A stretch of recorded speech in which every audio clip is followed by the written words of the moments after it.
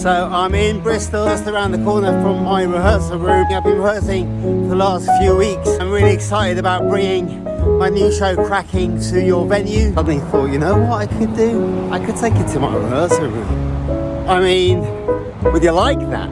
So this is the front door of my rehearsal room. Behind me, you can see, and I'm waiting for someone to answer it.